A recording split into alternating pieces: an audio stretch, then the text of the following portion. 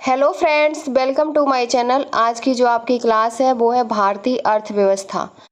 ये क्लास आपकी UP triple S C PET के लिए और सभी एग्जाम के लिए बहुत ही इम्पोर्टेंट रहेगी, क्योंकि इस क्लास में आपके प्रीवियस ईयर क्वेश्चन पेपर हैं। तो आपकी जो भारतीय अर्थव्यवस्था है 1947 से 1991 तक। सबसे पहले इसमें आपका जो पहला टॉपिक है वो है योजना आयोग तथा पंचवर्षीय योजनाएं। सबसे पहला जो क्वेश्चन है वो है आपका, भारत की 12वीं पंचवर्षीय योजना का मुख्य उद्देश्य क्या है? ऑप्शन है तेज और समृद्ध विकास, तेज शीघ्र और विश्वसनीय समृद्ध विकास, तेज विश्वसनीय और अधिक समृद्ध विकास, तेज सतत और अधिक समृद्ध विकास। राइट ऑप्शन है डी, तेज सतत और अधिक समृद्ध विकास है। डी ऑप्शन आपका करेक्ट है। भारत की 12वीं पंचवर्षीय योजना का मुख्य उद्देश्य है तेज सतत और अधिक समावेशी विकास है। 12वीं पंचवर्षीय योजना 2012 से 2017 के तक थी। तो इसके जो लक्ष्य थे वो सबसे पहले था जीडीपी की वास्तविक वृद्धि दर 8%, कृषि में वृद्धि दर 4%, विनिर्माण क्षेत्र में 10% की वृद्धि और प्रत्येक राज्य को भी औसतन उच्च आर्थिक वृद्धि 11वीं योजना की तुलना में प्राप्त करनी होगी। नेक्स्ट क्वेश्चन है 11वीं पंचवर्षीय योजना की अवधि क्या थी? तो अवधि थी आपकी 2007 से 2012। बी ऑप्शन आपका करेक्ट है। इस योजना में सर्वाधिक जोर अधिक तीव्र एवं ज्यादा समावेशी वृद्धि पर दिया गया। योजना आयोग के स्थान पर नीति आयोग की स्थापना 1 जनवरी 2015 को हुई। नेक्स्ट आपका क्वेश्चन है 9वीं पंचवर्षीय योजना जो 1997 से 2002 तक थी, ग्रामीण क्षेत्रों में बीपीएल के लिए निश्चित की गई वार्षिक पारिवारिक आय का स्तर क्या है? ऑप्शन है 20,000, 18,000, 25,000, 28,000। राइट ऑप्शन है ए, 20,000 था। 9वीं पंचवर्षीय योजना 1997 से 2002 तक थी। ग्रामीण क्षेत्रों में बीपीएल के लिए निश्चित की गई जो राशि थी वो 20,000 थी तथा उनके पास 2 एकड़ से कम भूमि हो, उनके पास टीवी एवं रेफ्रिजरेटर न हो। 9वीं पंचवर्षीय योजना में 6,50,000 बीपीएल परिवार थे। 2002 में प्राप्त सर्वेक्षण में 3,87,000 परिवारों की पहचान की गई। ग्रामीण विकास मंत्रालय ने जून 2011 में सामाजिक आर्थिक व जातिगत जनगणना का कार्य प्रारंभ किया। वर्तमान में इसी के आंकड़ों के मुताबिक सरकारी सुविधाएं मुहैया कराई जा रही हैं। नेक्स्ट क्वेश्चन है आपका, पंचवर्षीय योजना के किस संस्करण का उद्देश्य खाद्यान्न उत्पादन में तेजी लाना, रोजगार में अवसर बढ़ाना और खाद्य कार्य और उत्पादकता पर ध्यान केंद्रित करते हुए उत्पादकता बढ़ाना था और वह बहुत सफल रहा? 5वीं, प्रथम, छठी और 7वीं। राइट ऑप्शन है डी, 7वीं पंचवर्षीय योजना थी। नेक्स्ट आपका क्वेश्चन है किस पंचवर्षीय योजना के बाद रोलिंग प्लान लागू किया गया? ऑप्शन है 5वीं, 7वीं, चौथी, 9वीं। तो 5वीं पंचवर्षीय योजना के बाद रोलिंग प्लान लागू हुआ और ये पंचवर्षीय योजना 1974 से 1979 तक थी। इस प्लान को मोरारजी देसाई की नेतृत्व वाली जनता पार्टी की सरकार ने लागू किया था। जनता पार्टी की सरकार ने 5वीं पंचवर्षीय योजना को 1 वर्ष पूर्व ही समाप्त करके रोलिंग प्लान को लागू कर दिया। तो आपका राइट ऑप्शन है ए, 5वीं पंचवर्षीय योजना।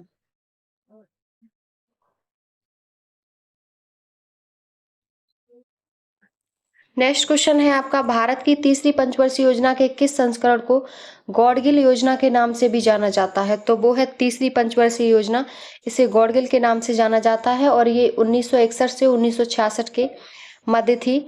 इस पंचवर्षीय योजना के अन्य क्षेत्रों के साथ ही 7 देश के रक्षा क्षेत्र पर भी ध्यान केंद्रित किया गया और आपका ऑप्शन सी सही है। नेक्स्ट क्वेश्चन है किस संस्थान ने India's booming gig and platform economy शीर्षक से एक रिपोर्ट जारी की है? ऑप्शन है विश्व बैंक, अंतर्राष्ट्रीय श्रम संगठन, अंतर्राष्ट्रीय मुद्रा कोष और नीति आयोग। राइट ऑप्शन है आपका नीति आयोग। 27 जून 2022 को नीति आयोग ने India's booming gig and platform economy शीर्षक से रिपोर्ट जारी की। यह रिपोर्ट भारत के गिग प्लेटफॉर्म अर्थव्यवस्था के बारे में व्यापक दृष्टिकोण एवं सिफारिशों प्रस्तुत करता है। नेक्स्ट क्वेश्चन है आपका, योजना आयोग के अंतिम उपाध्यक्ष थे? ऑप्शन है आपके Shri Montek Singh Ahluwalia, Shri Vinay Kohli, CRP Sinha, Shri Shyamal Ghosh. Right option है आपका ए, श्री मोंटेग सिंह अहलूवालिया। श्री मोंटेग सिंह अहलुवालिया योजना आयोग के अंतिम उपाध्यक्ष थे। 1 जनवरी 2015 को योजना आयोग के स्थान पर नीति आयोग का गठन किया गया। इसके अध्यक्ष प्रधानमंत्री होते हैं। वर्तमान में नीति आयोग के उपाध्यक्ष सुमन बेरी हैं। नेक्स्ट क्वेश्चन है, स्थिरता के साथ विकास के उद्देश्य से निम्नलिखित में से कौन सी पंचवर्षीय योजना शुरू की गई? ऑप्शन है चौथी पंचवर्षीय योजना, छठी पंचवर्षीय, तीसरी और पांचवी। राइट ऑप्शन है चौथी पंचवर्षीय योजना शुरू की गई। स्थिरता के साथ विकास तथा आत्मनिर्भरता की प्राप्ति, चौथी पंचवर्षीय योजना, जो 1969 से 74 का उद्देश्य था।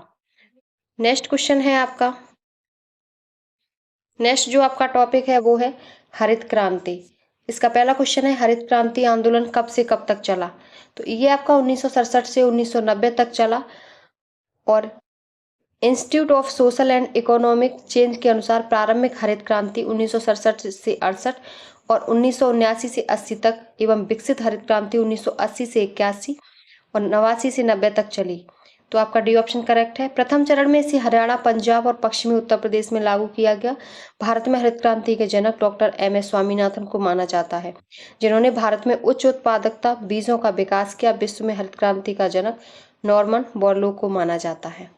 नेक्स्ट क्वेश्चन है आपका, निम्नलिखित में से किसे भारत में हरित क्रांति के जनक के रूप में जाना जाता है? तो एम.एस. स्वामीनाथन को जाना जाता है। नेक्स्ट है, निम्नलिखित में से किस राज्य को हरित क्रांति के लिए भारत के आरंभ स्थल के रूप में चुना गया? तो वो था आपका पंजाब। ए ऑप्शन आपका करेक्ट है। नेक्स्ट क्वेश्चन है, निम्नलिखित में से कौन सा हरित क्रांति की रणनीति का हिस्सा था? तो रासायनिक उर्वरक और पीड़कनाशी, सिंचाई, उच्च उपज देने वाली किस्मों के बीच, ये सभी थे। तो आपका बी ऑप्शन करेक्ट है। अगला जो आपका टॉपिक है वो है दुग्ध विकास एवं ऑपरेशन फ्लड। पहला क्वेश्चन है, 2017-18 के दौरान निम्नलिखित में से कौन सा देश दुनिया का सबसे बड़ा दूध उत्पादक था? ऑप्शन है जर्मनी, भारत, ऑस्ट्रेलिया, दक्षिण अफ्रीका। तो आपका भारत है वो सबसे बड़ा दूध उत्पादक देश था। एफएओ द्वारा जारी आंकड़ों के अनुसार 2022 में विश्व में शीर्ष दुग्ध उत्पादक देशों का क्रम सबसे पहले भारत, यूएसए, पाकिस्तान, चीन तथा ब्राजील था। नेक्स्ट क्वेश्चन है आपका, भारत में श्वेत क्रांति के जनक के रूप में कौन जाना जाता है? ऑप्शन है Norman Edward, M S. Swaminathan, doctor Verghese Kurien और बलवंत राय मेहता। राइट ऑप्शन है C, doctor Verghese Kurien. Next question है, भारत की दुग्ध क्रांति के चरण फर्स्ट था 1970 से 1980 को विश्व खाद्य कार्यक्रम के माध्यम से निम्नलिखित में से किसके द्वारा उपहार में दिए गए स्किम्ड दूध पाउडर और मक्खन तेल की बिक्री से वित्त पोषित किया गया था? आपके ऑप्शन है यूरोपीय संघ, संयुक्त राष्ट्र बाल कोष, खाद्य और कृषि संगठन, विश्व स्वास्थ्य संगठन। राइट ऑप्शन है यूरोपीय संघ, ईईसी। भारत की दूध क्रांति के चरण फर्स्ट में 1970 से 1980 को विश्व खाद्य कार्यक्रम के माध्यम से यूरोपीय संघ द्वारा उपहार में दिए गए स्किम्ड दूध पाउडर और मक्खन तेल की बिक्री से वित्त पोषित किया गया था। तो आपका ए ऑप्शन करेक्ट है। नेक्स्ट क्वेश्चन है, अपने पहले चरण के दौरान ऑपरेशन फ्लड ने भारत के 18 प्रमुख दुग्ध शेडों को भारत के 4 प्रमुख महानगरीय शहरों में उपभोक्ताओं के साथ जोड़ा। निम्नलिखित में से कौन सा शहर इस ऑपरेशन का हिस्सा नहीं था? ऑप्शन है कोलकाता, बेंगलुरु, मुंबई और चेन्नई। तो बेंगलुरु नहीं था। बी ऑप्शन आपका करेक्ट है। और जो हिस्सा थे वो थे दिल्ली, मुंबई, कोलकाता, चेन्नई उपभोक्ताओं के साथ जोड़ा गया था और बेंगलुरु नहीं था। नेक्स्ट क्वेश्चन है आपका, नेक्स्ट जो टॉपिक है वो है बैंकों का राष्ट्रीयकरण तथा सुधार। पहला क्वेश्चन है, बिटकॉइन क्या है? ऑप्शन है डेटा संग्रहित करने की एक डिवाइस, डेटा मापने की एक इकाई, चिप्स के बारे में एक नियम, डिजिटल मुद्रा का एक रूप। तो डिजिटल मुद्रा का एक रूप है बिटकॉइन, जिसे न तो देखा जा सकता है और नहीं स्पर्श किया जाता है। यह एक ऐसी मुद्रा है। तो आपका डी ऑप्शन करेक्ट है। नेक्स्ट क्वेश्चन है आपका, अवमूल्यन का अर्थ है। ऑप्शन है घरेलू मुद्रा के स्थान पर एक नई मुद्रा को लागू करना, चल पूंजी, अन्य देशों की मुद्रा की तुलना में घरेलू मुद्रा का मान कम करना, घरेलू मुद्रा का मान बढ़ाना। राइट ऑप्शन है सी, अन्य देशों की मुद्रा की तुलना में घरेलू मुद्रा का मान कम करना, ये अवमूल्यन कहलाता है। नेक्स्ट आपका जो क्वेश्चन है वो है, भारत में मुद्रा आपूर्ति के मापन के संदर्भ में निम्न कथनों पर विचार कीजिए। पहला है M1 बराबर जनता के पास उपलब्ध मुद्रा प्लस बैंकिंग प्रणाली में मांग जमा प्लस RBI में अन्य जमा को इंगित करना। दूसरा कथन है M4 is equal to M3 plus डाकघर की जमा को इंगित करना। उपरोक्त में से कौन सा कथन सही है? ऑप्शन है केवल एक, केवल दो, सी है एक और दो दोनों। उपरोक्त में से कोई नहीं। राइट ऑप्शन है ए, केवल एक आपका सही है। नेक्स्ट क्वेश्चन है आपका, किसके बढ़ने के फलस्वरूप निजी निवेश में वृद्धि की अधिक संभावना होगी? ऑप्शन है व्यक्तिगत कर, नई पूंजी पर अनुमानित प्राप्ति, शेयरों की कीमत, ब्याज दर। राइट ऑप्शन है नई पूंजी पर अनुमानित प्राप्ति, बी ऑप्शन आपका करेक्ट है। जबकि व्यक्तिगत कर, शेयरों की कीमत एवं ब्याज दर की वृद्धि होने से निजी निवेश में कमी होगी, तो आपका बी ऑप्शन करेक्ट है। नेक्स्ट क्वेश्चन है आपका, पूंजी खाता। पूंजी खाता में परिवर्तनीयता के संदर्भ निम्न कथनों पर विचार कीजिए। यह भारत से विश्व के विभिन्न देशों में होने वाली पूंजी प्रवाह के संबंध में समस्त सीमाओं के उन्मूलन को संदर्भित करता है। दूसरा, यह भारत में आय स्तर का निष्पक्ष आवंटन करता है। और तीसरा है, यह भारत में अंतर्राष्ट्रीय पूंजी के कुशल विनियोग अथवा वितरण में सहयोग करता है। राइट ऑप्शन है आपका डी, एक और दो तीनों आपके सही है।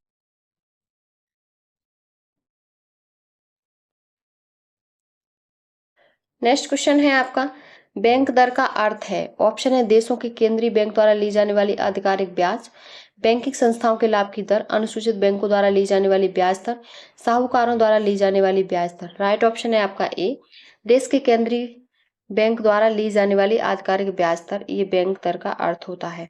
नेक्स्ट क्वेश्चन है आपका, जिस दर पर भारतीय रिजर्व बैंक वाणिज्यिक बैंकों को पैसा उधार देता है उसे क्या कहा जाता है? उसे रेपो दर कहा जाता है, रेपो रेट कहा जाता है। जिस पर भारतीय रिजर्व बैंक सरकारी प्रतिभूतियों के बदले भारत में वाणिज्यिक बैंकों या वित्तीय संस्थानों को पैसा उधार देता है, उसे रेपो दर कहा जाता है। नेक्स्ट क्वेश्चन है, जब नकद आरक्षित अनुपात RBI द्वारा बढ़ाया जाता है, यह क्या है? तो यह अर्थव्यवस्था में पैसे की आपूर्ति में कमी लाएगा, बी ऑप्शन करेक्ट है। गृह कर, कार्य कर, ऋण आदि पर ब्याज दरें बढ़ जाती हैं। नेक्स्ट क्वेश्चन है आपका, इनमें से कौन सा भारत में बैंकिंग क्षेत्र में महत्वपूर्ण सुधारों में से एक नहीं है? ऑप्शन है घटी हुई CRR और SLR, दूसरा है ब्याज दर का विनियमन, तीसरा है नई पीढ़ी बैंक और वर्धित SLR। राइट ऑप्शन है वर्धित SLR, डी ऑप्शन आपका करेक्ट है। नेक्स्ट क्वेश्चन है, राष्ट्रीय बैंक प्रबंधन संस्थान की स्थापना 1969 में निम्नलिखित में से किसके द्वारा भारत सरकार के परामर्श से बैंक प्रबंधन में अनुसंधान, प्रशिक्षण, शिक्षा और परामर्श के लिए स्वायत्त शीर्ष संस्थान के रूप में की गई? तो ये reserve bank of India RBI के रूप में की गई थी, बी ऑप्शन आपका करेक्ट है। राष्ट्रीय बैंक प्रबंधन संस्थान की स्थापना वर्ष 1969 में रिजर्व बैंक ऑफ इंडिया द्वारा भारत सरकार के परामर्श से बैंक प्रबंधन में अनुसंधान, प्रशिक्षण, शिक्षा और परामर्श के लिए स्वायत्त शीर्ष संस्थान के रूप में की गई। आपका बी ऑप्शन करेक्ट है।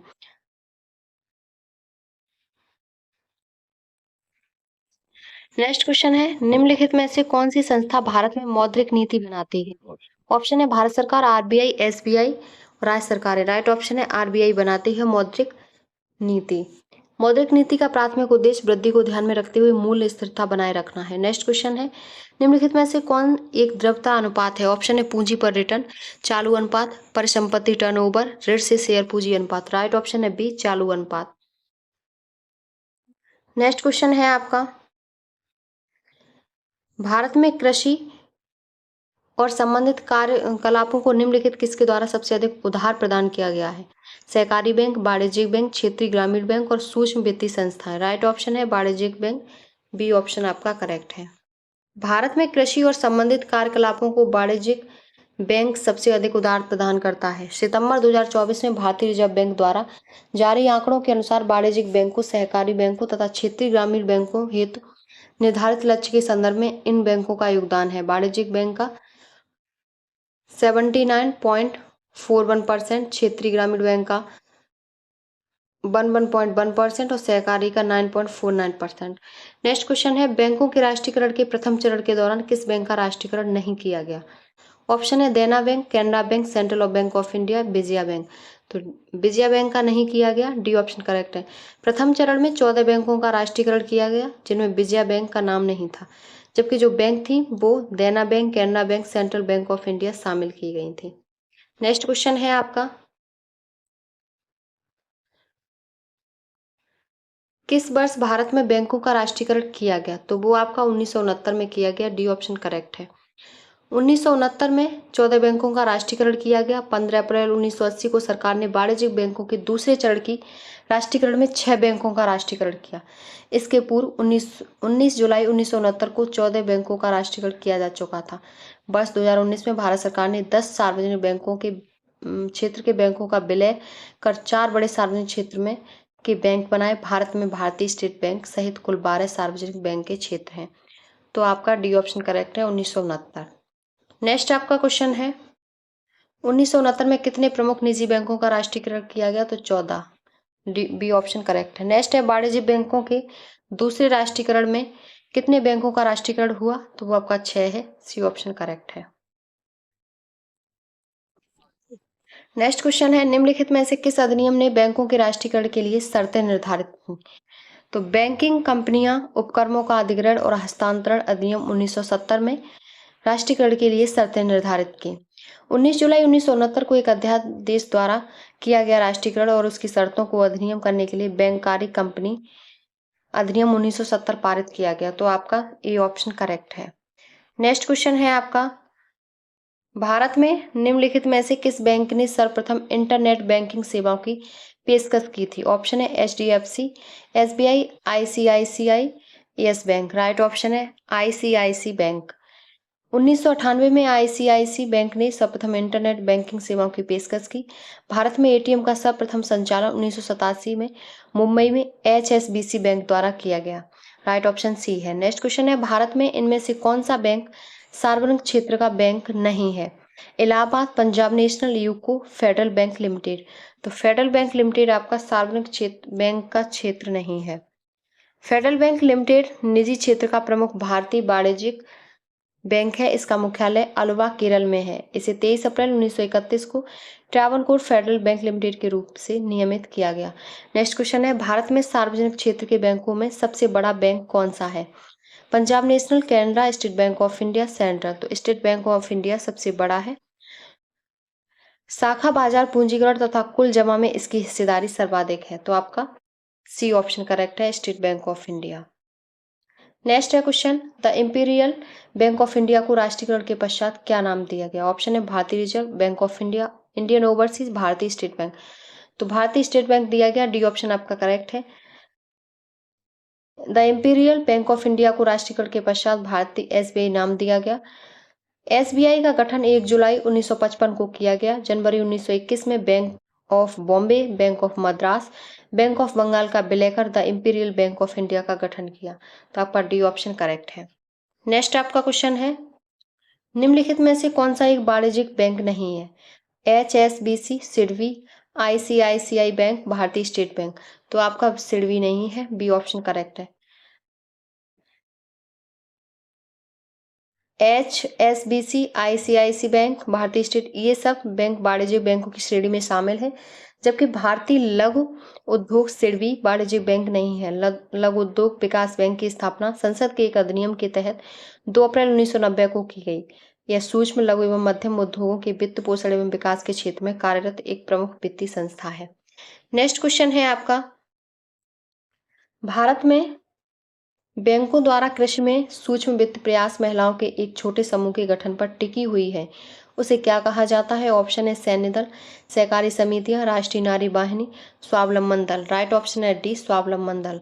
भारत में बैंकों द्वारा कृषि में सूक्ष्म वित्त प्रयास महिलाओं के एक छोटे समूह के गठन पर टिकी हुई है, उसे स्वशक्ति, स्वयंसिद्धा तथा स्वावलंबन दल कहा जाता है। नेक्स्ट क्वेश्चन है, रिजर्व बैंक ने बैंकों और अन्य संस्थाओं को किस स्तर में परिवर्तन का निर्देश दिया? तो वो उसने दिया है MIBOR की दर में परिवर्तन का निर्देश दिया है। बी ऑप्शन आपका करेक्ट है। रिजर्व बैंक ने बैंकों को, अन्य संस्थाओं को MIBOR दर में परिवर्तन का निर्देश दिया। इसका मतलब है Mumbai interbank out right, data. Next question, निम्नलिखित में से कौन सा संगठन भारत में सभी जिलों के लिए ग्रामीण उधार योजना तैयार करता है? SIDBI, NABARD, SBI, RBI. तो बी ऑप्शन सही है, नाबार्ड तैयार करता है।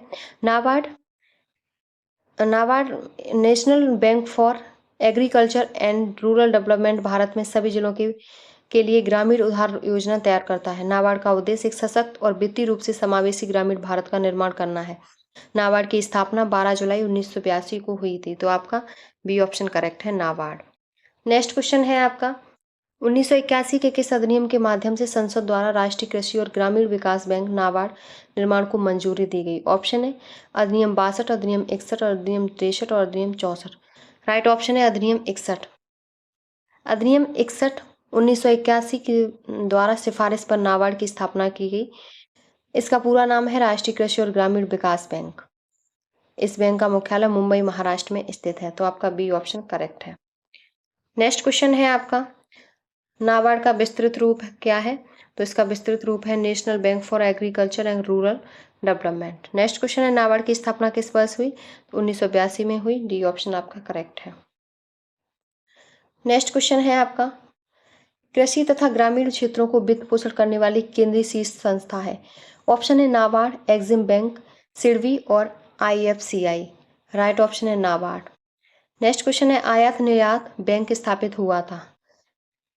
तो ऑप्शन है 1981, 1982, 1985, 1989। तो 1982 में स्थापित हुआ था। बी ऑप्शन आपका करेक्ट है। और ये इसलिए स्थापित हुआ निर्यातकों एवं आयातकों को वित्तीय सहायता मुहैया कराई जा सके। यह एक वैधानिक निगम है जिसका पूर्ण स्वामित्व भारत सरकार के पास है। बी ऑप्शन आपका करेक्ट है। नेक्स्ट क्वेश्चन है आपका, ऐसा राज्य जहां कोई क्षेत्रीय ग्रामीण बैंक नहीं है? ऑप्शन है सिक्किम, मणिपुर, जम्मू कश्मीर, नागालैंड। राइट ऑप्शन है सिक्किम। सिक्किम में कोई क्षेत्रीय ग्रामीण बैंक नहीं है। ये ऑप्शन करेक्ट है।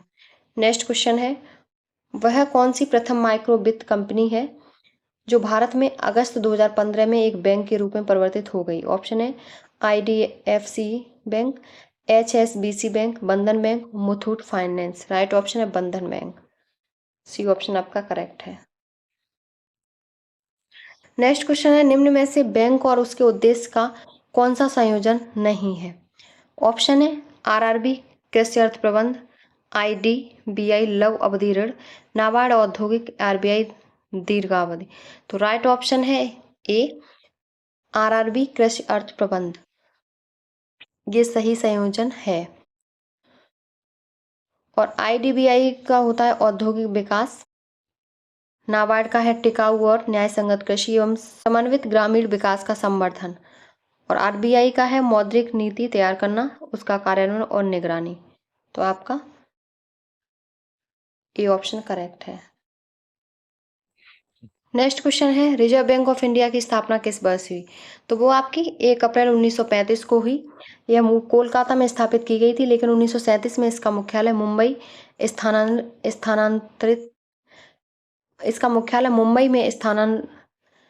में स्थानांतरित कर दिया गया।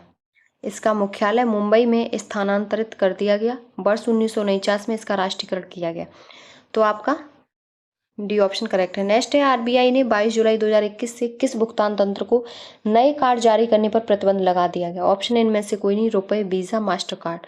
मास्टर कार्ड पर प्रतिबंध लगा दिया गया। डी ऑप्शन आपका करेक्ट है।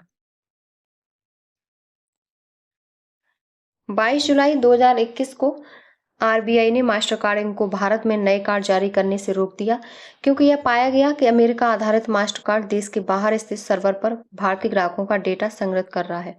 नेक्स्ट क्वेश्चन है, यदि आरबीआई नकद कोषानुपात को घटा दे तो साख सृजन पर क्या असर होगा? ऑप्शन है इनमें से कोई नहीं, बढ़ जाएगी, घट जाएगी, कोई असर नहीं होगा। तो बढ़ जाएगी। कोषानुपात घटा दें तो साख सृजन बढ़ जाएगी। यदि आरबीआई नकद कोषानुपात को बढ़ा दे तो साख सृजन घट जाएगी। आपका बी ऑप्शन करेक्ट है। नेक्स्ट क्वेश्चन है आपका, 100 रुपए का नोट किसके द्वारा हस्ताक्षरित होता है? वित्त सचिव, वित्त मंत्री, भारत के राष्ट्रपति, आरबीआई गवर्नर। राइट ऑप्शन है आरबीआई गवर्नर के द्वारा हस्ताक्षरित होता है। 1 रुपए का नोट है वो भारत के वित्त सचिव द्वारा हस्ताक्षरित होता है। तो आपका डी ऑप्शन करेक्ट है। अगला आपका क्वेश्चन है, ₹10 के नोट पर किसका हस्ताक्षर होता है? वित्त सचिव, वित्त मंत्री, आरबीआई, भारत के राष्ट्रपति। तो आरबीआई का होता है, सी ऑप्शन करेक्ट है। नेक्स्ट क्वेश्चन है, भारत में बैंकिंग लोकपाल के बारे में कौन सा कथन सही है? तो कौन सा कथन सही है?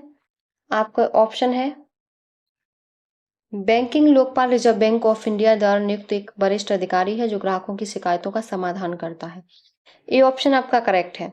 बैंकिंग लोकपाल भारतीय रिजर्व बैंक द्वारा नियुक्त वह व्यक्ति है जो बैंकिंग सेवा में कतिपय कमियों के संबंध में ग्राहकों की शिकायतों का समाधान करता है। बैंकिंग लोकपाल अर्ध न्यायिक प्राधिकारी विचार विमर्श के माध्यम से शिकायतों के समाधान को सुविधाजनक बनाने के लिए इससे दोनों पक्षों बैंक और ग्राहकों को बुलाने का अधिकार है।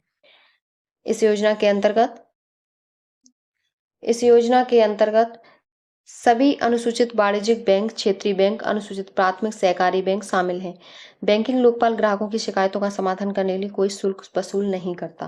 नेक्स्ट क्वेश्चन है, एक्सिस बैंक ने डिजिटल भुगतान स्वीकार करने के लिए देश की पहली जेब के आकार की स्वाइप मशीन को लॉन्च किया है। ऑप्शन है, उसे क्या कहते हैं? मास्टर पे, मिनी पे, मैक्रो पे, माइक्रो पे।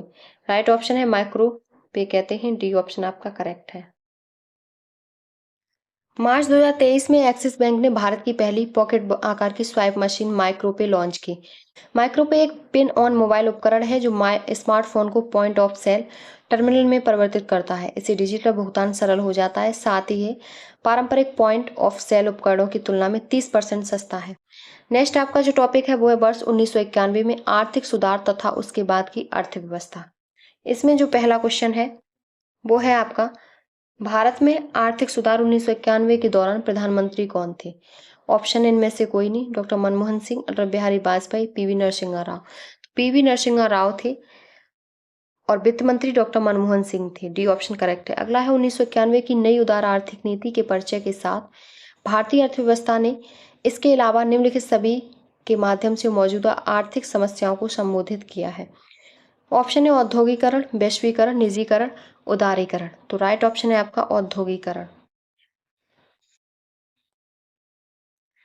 भारत में आर्थिक सुधारों को तीव्र एवं उचित तरीके से शुरुआत करने के लिए नरसिम्हा राव सरकार द्वारा वर्ष 1991 में नई आर्थिक नीति जारी की गई।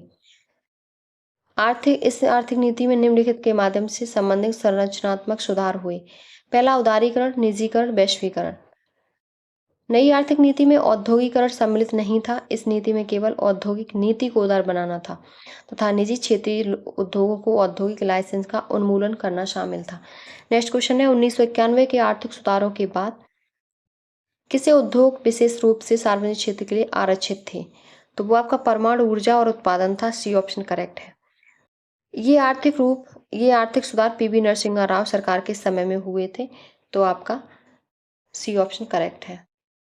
नेक्स्ट क्वेश्चन है, 1991 में नई आर्थिक नीति के तहत उदारीकरण और निजीकरण की पहल का प्राथमिक परिणाम निम्नलिखित में से कौन सा था? राजकोषीय नीति सुधार, मौद्रिक नीति सुधार, वैश्वीकरण। इनमें से कोई नहीं। राइट ऑप्शन है सी, वैश्वीकरण। अगला है, 1991 के आर्थिक सुधारों के द्वारा निम्न में से किस समस्या की ओर ध्यान दिया गया? आर्थिक नीति की असफलता, विदेशी मुद्रा भंडार में संकट, भारतीय रुपए का मूल्य ह्रास और सभी। तो राइट ऑप्शन है, इन सभी के समस्याओं पर ध्यान दिया गया 1991 की आर्थिक सुधारों के द्वारा। नेक्स्ट क्वेश्चन है आपका, निम्नलिखित में से कौन सा 1991 में नई आर्थिक नीति के तहत संरचनात्मक समायोजन कार्यक्रमों का हिस्सा नहीं था? तो भुगतान संतुलन का समायोजन सी ऑप्शन नहीं था। कार्यक्रम के हिस्से में औद्योगिक सुधार, कर सुधार तथा राजकोषीय सुधार शामिल थे, जबकि भुगतान संतुलन के समायोजन को इसमें शामिल नहीं किया गया। नेक्स्ट क्वेश्चन है, निम्नलिखित में से कौन विनिवेश आयोग से संबंधित है? ऑप्शन है G V Ramakrishna, T N. Malegam, Rakesh Mohan, Abid Hussain. Right option है जीवी रामकृष्ण। ये ऑप्शन आपका करेक्ट है। भारत में वर्ष 1991 में विनिवेश कार्यक्रम शुरू किया गया। 1992 में सरकार ने सार्वजनिक क्षेत्र के उद्यमों में शेयर के विनिवेश से संबंधित समिति का गठन किया। डॉक्टर सी रंगराजन की अध्यक्षता में, जिसका काम विनिवेश कार्यक्रम के संबंधित उपाय सुझाना था। वर्ष 1996 में सरकार ने उक्त समिति की अनुशंसा पर जीवी रामकृष्ण की अध्यक्षता में सार्वजनिक क्षेत्र विनिवेश आयोग का गठन किया। 1999 में विनिवेश विभाग की स्थापना की गई। नेक्स्ट क्वेश्चन है, नई आर्थिक नीति को सामान्यतः विकास के किस मॉडल के रूप में भी जाना जाता है? ऑप्शन है LPG, PNG, CNG, LNG. Right option है एलपीजी।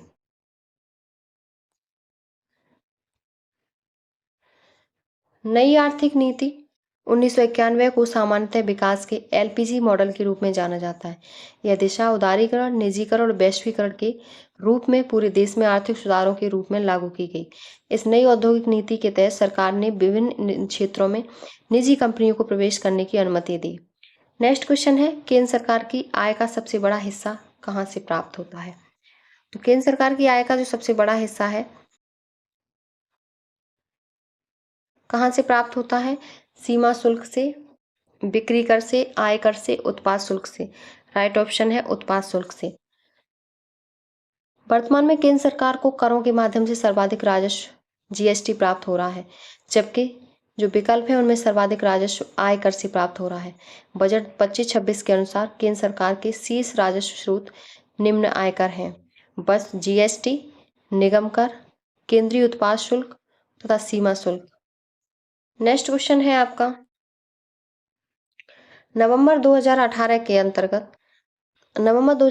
अंत तक भारत का राजकोषीय घाटा क्या रहा? ऑप्शन है 6.23 लाख करोड़ रुपए, 7.17 लाख करोड़, 5.85 लाख करोड़, 4.61 लाख करोड़। तो 7.17 लाख करोड़ रुपए राजकोषीय घाटा रहा 2018 के अंत तक। बी ऑप्शन आपका करेक्ट है। ये आपका करंट का क्वेश्चन था। नेक्स्ट क्वेश्चन है आपका, निम्नलिखित में से एक गैर योजना व्यय का सबसे महत्वपूर्ण आइटम कौन सा है? ऑप्शन है ब्याज का भुगतान, रक्षा व्यय, उर्वरक सब्सिडी, सार्वजनिक उद्यमों के लिए ऋण। तो ब्याज का भुगतान है वो सबसे महत्वपूर्ण आइटम है। वर्ष 2017-18 के केंद्रीय बजट से योजनागत और गैर योजनागत व्यय की श्रेणी को रंगराजन समिति की सिफारिशों के आधार पर समाप्त कर दिया गया। बजट अनुमान 2025-26 में ब्याज भुगतान 12,76,338 करोड़ रुपए अनुमानित है। नेक्स्ट क्वेश्चन है आपका, विश्व में वर्ष 2016-17 की रक्षा बजट पर भारत का विभिन्न देशों की तुलना में कौन सा स्थान है? दूसरा, चौथा, पांचवा, छठा। राइट ऑप्शन है चौथा। ये करंट का आपका क्वेश्चन है 2017 का। नेक्स्ट क्वेश्चन है, निम्न में से कौन भारत में थोक मूल्य सूचकांक के मुख्य घटक हैं? ऑप्शन है प्राथमिक वस्तुएं, ईंधन और बिजली, सेवाएं, विनिर्मित उत्पाद।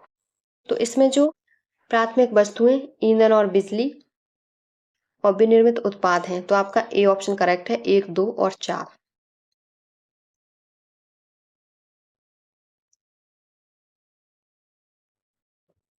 नेक्स्ट क्वेश्चन है आपका, निम्नलिखित में से कौन सा क्षेत्र भारत का सबसे बड़ा नियोक्ता है? प्राथमिक क्षेत्र, द्वितीयक क्षेत्र, चतुर्थक क्षेत्र, तृतीय क्षेत्र। राइट ऑप्शन है प्राथमिक क्षेत्र। नेक्स्ट क्वेश्चन है, किसी भी विकासशील अर्थव्यवस्था के प्रारंभिक चरणों में अधिकांश गतिविधियां कौन से क्षेत्र से संबंधित होती हैं? ऑप्शन है द्वितीयक, सूचना प्रौद्योगिकी, तृतीयक और प्राथमिक। तो प्राथमिक से होती हैं। डी ऑप्शन आपका करेक्ट है। नेक्स्ट आपका क्वेश्चन है, भारत में निम्न में से क्या अप्रत्यक्ष कर की श्रेणी में है? ऑप्शन है आयकर, सेवा कर, संपत्ति कर, निगम कर। राइट ऑप्शन है सेवा कर। सेवा कर अप्रत्यक्ष कर की श्रेणी में आता है जीएसटी, और राज्य सरकारों के अप्रत्यक्ष कर हैं बिक्री कर, राज्य उत्पादन कर, मनोरंजन कर और वेट आदि। और केंद्र सरकार के प्रत्यक्ष कर हैं आयकर, संपत्ति कर, निगम कर आदि। नेक्स्ट क्वेश्चन है, भारत में आयकर को कहा जाता है? ऑप्शन है प्रत्यक्ष और समानुपाती, प्रत्यक्ष और प्रगामी, अप्रत्यक्ष और समानुपाती, अप्रत्यक्ष और प्रगामी। राइट ऑप्शन है प्रत्यक्ष और प्रगामी कहा जाता है भारत सरकार में आयकर को। नेक्स्ट आपका जो क्वेश्चन है वो है, निम्नलिखित में से कौन राजस्व व्यय का एक उदाहरण है? फैक्ट्री सेट का निर्माण, जमीन की खरीद, एक प्रिंटर की मरम्मत, एक नई मशीन की स्थापना। तो एक प्रिंटर की मरम्मत को राजस्व व्यय का एक उदाहरण माना जाता है। नेक्स्ट क्वेश्चन है आपका, केंद्र सरकार के विकास व्यय में शामिल नहीं है। ऑप्शन है रक्षा व्यय, आर्थिक सेवाओं पर व्यय, सामाजिक एवं सामुदायिक सेवाओं पर व्यय, राज्यों के लिए अनुदान। राइट ऑप्शन है रक्षा व्यय। ये ऑप्शन करेक्ट है। नेक्स्ट है, घाटे की वित्त व्यवस्था अर्थव्यवस्था पर क्या प्रभाव पड़ता है? ऑप्शन है मुद्रास्फीति, अपस्फीति, मंदी, इनमें से कोई नहीं। तो मुद्रास्फीति, ये ऑप्शन आपका करेक्ट है। नेक्स्ट क्वेश्चन है, वह स्थिति जब अर्थव्यवस्था में पैसे की आपूर्ति वस्तुओं और सेवाओं की आपूर्ति से अधिक हो जाती है क्या कहलाती है? ऑप्शन है आर्थिक विकास, परिधान, मुद्रास्फीति, सकारात्मक आर्थिक संतुलन। राइट ऑप्शन है सी मुद्रास्फीति। मुद्रास्फीति एक स्थिति है जब एक अर्थव्यवस्था में पैसे की आपूर्ति वस्तुओं और सेवाओं की आपूर्ति से अधिक हो जाती है। एक निश्चित सीमा तक मुद्रास्फीति की स्थिति अर्थव्यवस्था के लिए लाभदायक होती है, परंतु अत्यधिक मुद्रास्फीति अर्थव्यवस्था के लिए हानिकारक है। इसके परिणामस्वरूप वस्तुओं एवं सेवाओं के मूल्य में अधिक वृद्धि हो जाती है। तो सी ऑप्शन आपका करेक्ट है।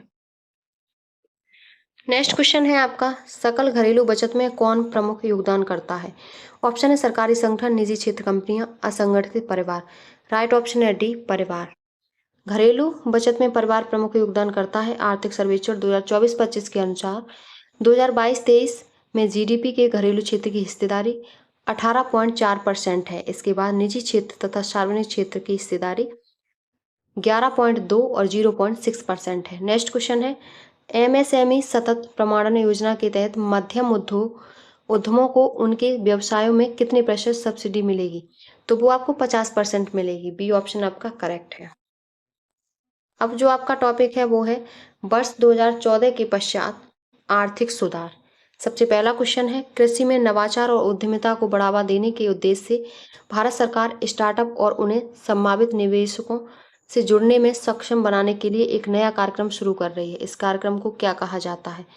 ऑप्शन है PMFBY, एग्री उड़ान, PMKSY और एग मार्कनेट। राइट ऑप्शन है बी एग्री उड़ान। कृषि में नवाचार और उद्यमिता को बढ़ावा देने के उद्देश्य से भारत सरकार ने स्टार्टअप और उन्हें संभावित निवेशकों से जुड़ने में सक्षम बनाने के लिए अगस्त 2027 को एग्री उड़ान कार्यक्रम का शुभारंभ नई दिल्ली में किया। नेक्स्ट आपका क्वेश्चन है, विज्ञान भवन नई दिल्ली में प्रधानमंत्री मोदी द्वारा औपचारिक रूप से मेक इन इंडिया पहल की शुरुआत कब हुई? तो मेक इन इंडिया पहल की शुरुआत 25 सितंबर 2014 को ही। बी ऑप्शन आपका करेक्ट है। प्रधानमंत्री नरेंद्र मोदी ने 25 सितंबर 2014 को मेक इन इंडिया की कार्यक्रम का शुभारंभ किया था, जिससे भारत को महत्वपूर्ण निवेश एवं संरचना तथा अभिनव प्रयोग से वैश्विक केंद्र के रूप में परिवर्तित किया जा सके। मेक इन इंडिया पहल के तहत 25 क्षेत्रों की पहचान की गई। नेक्स्ट क्वेश्चन है, मेक इन इंडिया कार्यक्रम कितने क्षेत्रों पर संकेंद्रित था? तो 25। सी ऑप्शन आपका करेक्ट है। अब आपका टॉपिक है वस्तु एवं सेवा कर।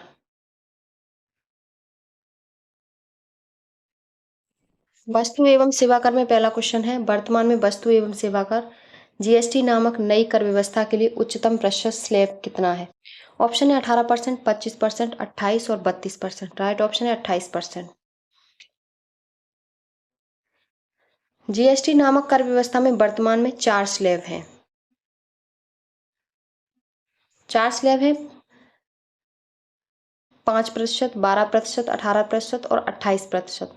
सबसे ज्यादा 28% जीएसटी मोबाइल, ऑटोमोबाइल तथा विलासिता की वस्तुओं पर है। नेक्स्ट क्वेश्चन है, जीएसटी को कितने घटकों में विभाजित किया गया है? तो वो हैं आपके 3 घटक। कौन से हैं? CGST, SGST और IGST। तो आपका सी ऑप्शन करेक्ट है। नेक्स्ट क्वेश्चन है, जीएसटी भारत में 1 जुलाई कौन से वर्ष को पेश किया गया था? 2014, 2016, 2017 और 2018। राइट ऑप्शन है 2017 को। सी ऑप्शन आपका करेक्ट है। जीएसटी 1 जुलाई 2017 से लागू किया गया। नेक्स्ट क्वेश्चन है, ये सुनिश्चित करने के लिए जीएसटी का लाभ उपभोक्ताओं तक पहुंचाया जाए, सरकार ने राष्ट्रीय मुनाफाखोरी रोधी प्राधिकरण की स्थापना की, लेकिन 1 दिसंबर 2022 से सभी जीएसटी मुनाफाखोरी। अगला क्वेश्चन है, यह सुनिश्चित करने के लिए जीएसटी का लाभ उपभोक्ताओं तक पहुंचाया जाए, सरकार ने राष्ट्रीय मुनाफाखोरी रोधी प्राधिकरण नेशनल एंटी प्रॉफिटियरिंग अथॉरिटी की स्थापना की। 1 दिसंबर 2022 से सभी जीएसटी मुनाफाखोरी रोधी शिकायतों का निपटारा किस संगठन द्वारा किया जाता है?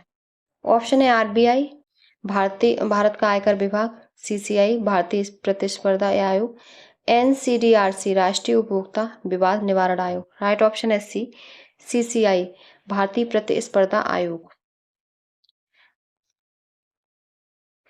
जीएसटी का लाभ उपभोक्ताओं तक पहुंचाने के लिए केंद्र सरकार ने राष्ट्रीय मुनाफाखोरी प्राधिकरण का गठन केंद्रीय वस्तु एवं सेवा कर अधिनियम 2017 की धारा 171 के तहत किया, परंतु 1 दिसंबर 2022 से जीएसटी मुनाफाखोरी रोगी शिकायतों का निपटारा भारतीय प्रतिस्पर्धा आयोग के द्वारा किया जाता है। नेक्स्ट आपका क्वेश्चन है, भारत में राष्ट्रव्यापी जीएसटी का विचार निम्नलिखित में से किसके द्वारा प्रस्तावित किया गया? तो वो आपका केलकट टास्क फोर्स के द्वारा प्रस्तावित किया गया। फ्रांस में सबसे पहले जीएसटी प्रणाली लागू की गई। अरुण जेटली इसके कार्यान्वयन के समय जीएसटी परिषद के पहले अध्यक्ष थे। तो आपका सी ऑप्शन करेक्ट है। नेक्स्ट क्वेश्चन है आपका, जीएसटी की कौन सी प्रमुख विशेषता क्रेडिट के निर्वाह प्रवाह की अनुमति देती है और अंतिम उपभोक्ता पर कर के बोझ को कम करती है? ऑप्शन है इनपुट क्रेडिट कर, ऑनलाइन अनुपालन संरचना कर, गंतव्य आधारित कर। राइट ऑप्शन है गंतव्य आधारित कर। जीएसटी की गंतव्य आधारित कर उपभोग करारोपण के सिद्धांत पर आधारित है, जो क्रेडिट के निर्वाह प्रवाह की अनुमति देती है और अंतिम उपभोक्ता पर कर के बोझ को कम कर देती है। तो आपका डी ऑप्शन करेक्ट है। ये आपकी इकोनॉमिक की आज क्लास हो गई और ये आपकी अगली क्लास भी आएगी इकोनॉमिक की, ये पूरी नहीं हुई है अभी। और ये आपकी क्लास सभी एग्जाम के लिए बहुत ही इंपॉर्टेंट रहेगी क्योंकि सब प्रीवियस ईयर क्वेश्चन पेपर हैं। अगर आपको वीडियो पसंद आई हो तो प्लीज़ चैनल को like, subscribe, share and comment करें।